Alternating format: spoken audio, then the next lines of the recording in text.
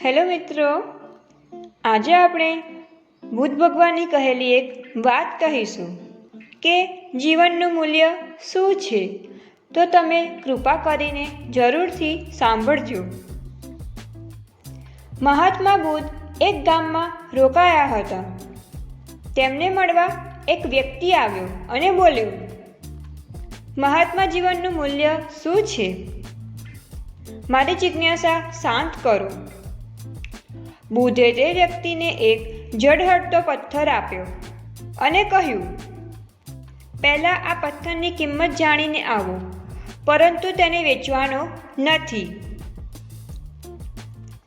તે વ્યક્તિ પથ્થર લઈને બજારમાં એક સંતરા વેચવાવાળા વ્યક્તિ પાસે ગયો અને બોલ્યો, આની કિંમત શું છે? સંતરા વેચવાવાળાએ તે પથ્થરને જોઈને કહ્યું, આ પથ્થર આમ તો મારા કામનો નથી, પણ તેમ છતાં તું તેના 12 સંતરા લઈ લે અને આ પથ્થર મને આપી છે. આગળ એક શાકવાળો હતો. વ્યક્તિએ તે પથ્થરને તેને બતાવ્યો અને તેની કિંમત પૂછી તો તેને કહ્યું કે એક બોરી બટાકા લઈ જાઓ અને આ પથ્થર મારી પાસે મૂકતા જાઓ. ત્યાંથી તે વ્યક્તિ એક સોનાર પાસે ગયો અને તેને આ પથ્થર બતાવ્યો. સોનારે ઝળહળતા પથ્થરના બદલે 1000 સ્વર્ણ મુદ્રા આપવાની વાત કહી.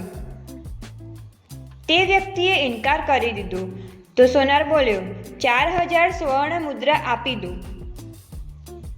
તેના પછી પણ તે વ્યક્તિ પથ્થર વેચવા માટે તૈયાર ન હતો તો સોનાર બોલ્યો, તું તેની જે કિંમત માંગીશ હું તને આપીશ. ત્યારે એ વ્યક્તિએ સોનારને કહ્યું, મારા ગુરુએ તેને વેચવાની ના પાડી છે. વ્યક્તિ પછી પથ્થર લઈ લે હીરાને વેચવાવાળા જોહારી પાસે ગયો.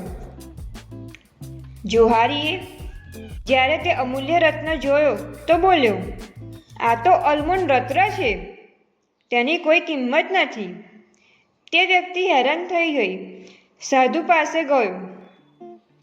તેમને બધી વાતો જણાવી અને પૂછ્યું, હવે જણાવો મહાત્મા, જીવનનું મૂલ્ય શું છે? બુદ્ધ બોલ્યા, સંતરા વેચવાવાળાએ આ રત્નની કિંમત 12 સંતરા લગાવી, શાકવાળાએ એક બોરી બટાકા, સોનારે 4000 સ્વર્ણ મુદ્રા અને જોહરીએ તેને અલમોલ બતાવ્યો. હવે આ વાત માનવ જીવન ઉપર લાગુ થાય છે. તું ચોક્કસ હીરો છે, પરંતુ ધ્યાન રાખવું કે સામેવાળો તારી કિંમત પોતાના સામર્થ્ય અને પોતાની માહિતી મુજબ જ લગાવશે. જો તમારી પાસે ટેલેન્ટ છે તો તેની કિંમત તમારે સ્વયં લગાવવાની છે, કારણ કે કોઈ બીજું તેની કિંમત નહીં કરી શકે, અથવા લગાવશે તો પણ તેની લાયકાત મુજબ જ લગાવશે. એટલે સ્વયંને ક્યારેય બીજા કરતાં ઓછું ન આંકવું.